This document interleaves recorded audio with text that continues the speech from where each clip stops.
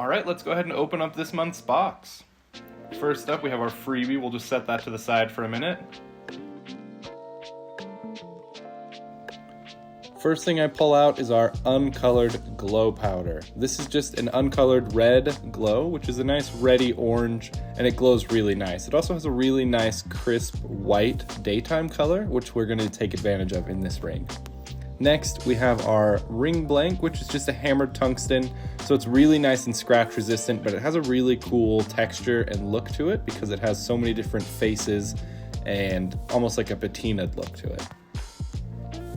Next, we have garnet, which is just a really nice red material. It's also kind of transparent, so it's going to add a little bit of depth to it, but still have a little bit of red to go with the color pigment.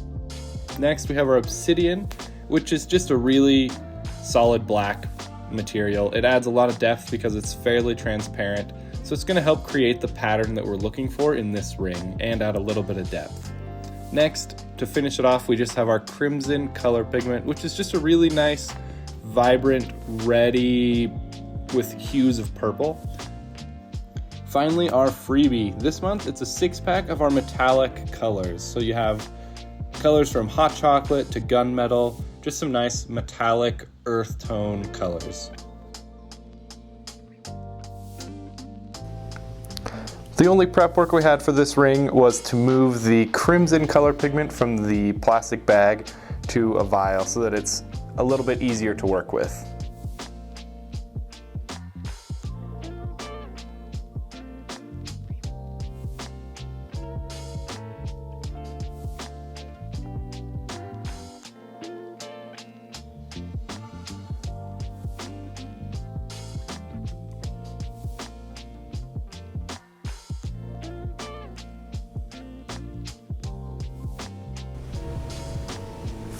Alright, next we'll go ahead and throw our ring on the ring mandrel, and since we're using hammer tungsten, we don't really need to use electrical tape, as hammer tungsten is really hard to scratch, so you're not going to damage it by putting it directly onto your ring mandrel.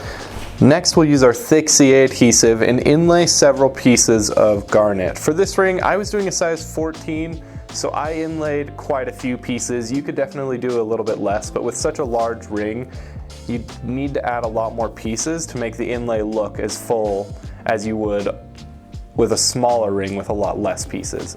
So I was using quite a few pieces of the garnet and of the obsidian, but for now I was inlaying the pieces of garnet and then securing them into place with the uncolored red glow powder. To simulate the pattern on a Kingsnake, I didn't want to add any color pigment to the glow powder. I wanted to keep it a really crisp white.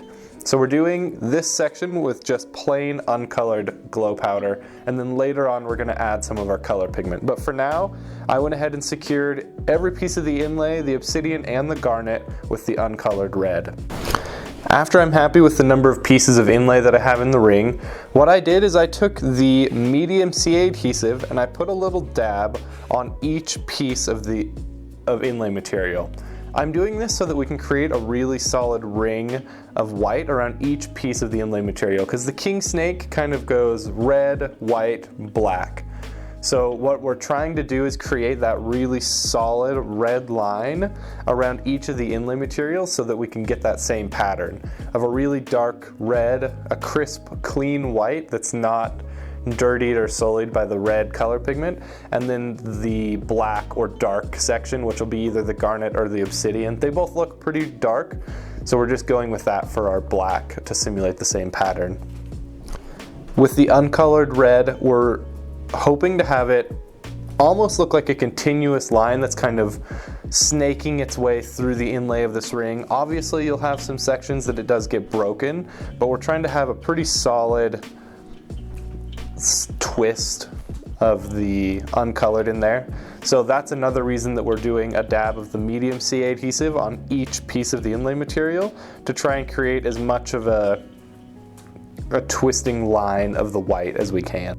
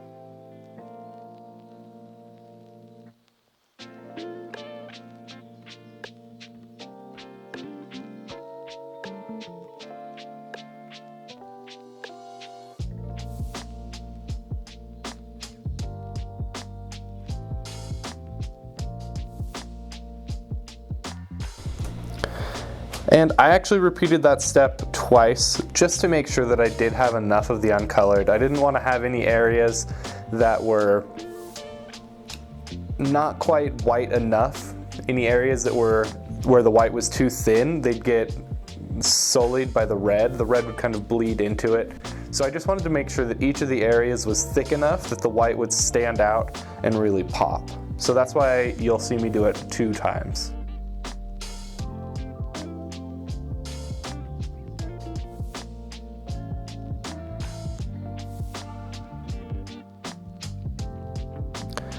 After I've added some white, I actually took a razor blade and I cut some of the excess white out of the areas that don't have inlay material. All I did was make sure that those areas were low enough that we could fill them in with the red. We didn't want this ring to be entirely white, we just wanted the white to be around the inlay materials. So I'm just going through and clearing out some of the areas in between the inlay materials.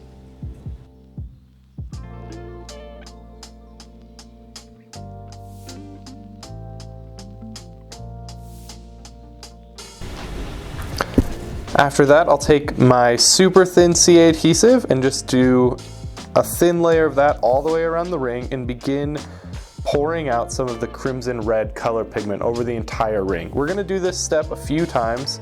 Since we're using a color pigment with no glow powder in it, it's a lot clumpier, it's a lot harder to work with. It doesn't saturate with the CA adhesive quite as well as it does when it has glow powder. So you just want to go really slow with this step. You want to make sure that you're doing small, thin layers, because otherwise you'll end up with dry pockets where it didn't get any CA adhesive saturating it, so it'll fall out later on.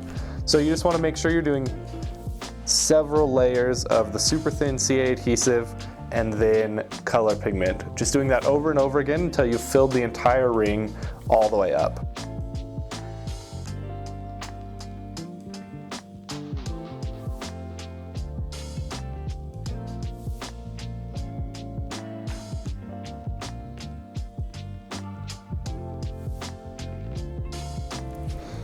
After we've filled the entire inlay channel with our color pigment, we're going to go ahead and hit it with some accelerator and allow it to sit for several minutes and just cure. Make sure that you do give it plenty of time to cure. It can be a little hard to judge how long it needs to be because the uncolored or the unglowing color pigment has a hard time absorbing the CA adhesive. So I didn't quite give it enough time. I only let it sit for about 10 minutes, and I actually had a few sections that hadn't cured all the way through. So I had to touch them up after I'd dremeled them down and sanded. So if you want to just be really careful and not have to touch it up like I did, go ahead and let it sit for a little bit longer than you normally would. I'd say 20 or 30 minutes is plenty, but just make sure you allow it to cure long enough so that you don't have any wet pockets in the ring that will get dirty when you're sanding and dremeling.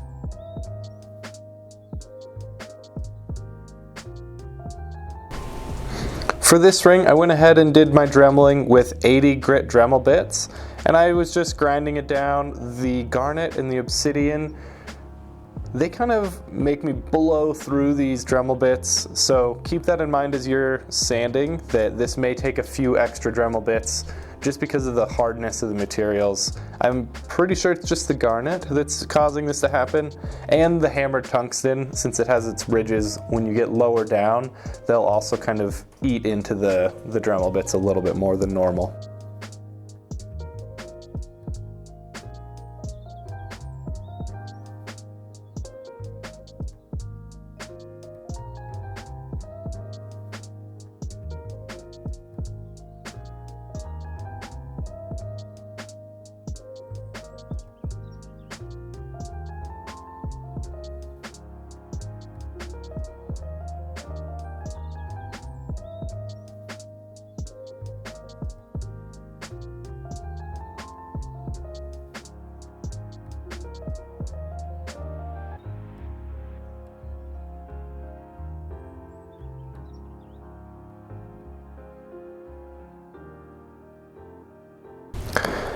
As we were dremeling down, I started to get really excited because the pattern that I was hoping for started to emerge. We had these pockets of white around the inlay and then the segments of the red crimson color pigment. So I was really excited as I began to Dremel to see the pattern emerge. I was really liking how it was looking.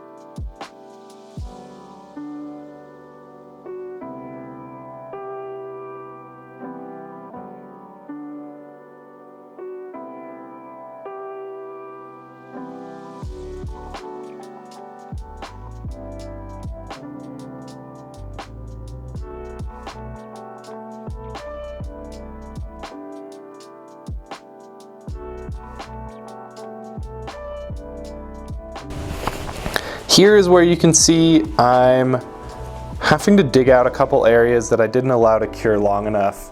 Just areas that were still wet, so when I was sanding and dremeling, they gathered just dark, gross particles from the sanding. So I'm just using a razor blade to clean them out, and then I actually filled them in with some more red color pigment, and I did a layer of the super thin CA adhesive to saturate those small holes and create a nice smooth layer around the ring again. After I hit that with accelerator, I allowed it to cure for a few minutes, and then I went back to sanding. For me, I'm really confident in hand sanding. I like it a lot better than dremeling. I'm just more confident that I'll get a smooth, even, clean finish. So even though we did have a little bit of a buildup of the super thin CA adhesive and the color pigment, I went ahead and just started with 220 grit sandpaper, and I used a couple pieces of it just to reveal that pattern again, to clean off the excess color pigment that I had just put on the ring. And I just did a couple layers of that until it was smooth. I could see that it was nice and clean. I had a really nice vibrant white and a really dark, clean red.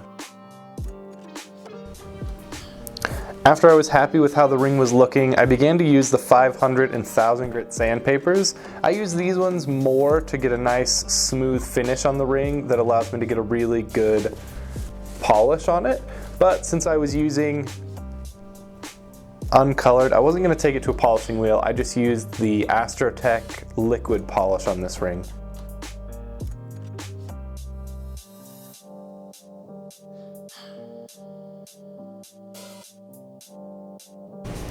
Alright, I'm really happy with how this one turned out. I love the pattern between the red and the blacks and the whites. I really love how we were able to capture a little bit of the feel and look of snake scales. I was really excited to try this one and learn a few new techniques of trying to use uncolored glow powder next to color pigment that doesn't have any glow powder in it, just because it combines a few different techniques and it adds an extra challenge trying to work with the color pigment that doesn't have any glow powder in it. I hope you enjoyed making this one as much as I did. Thanks so much for watching.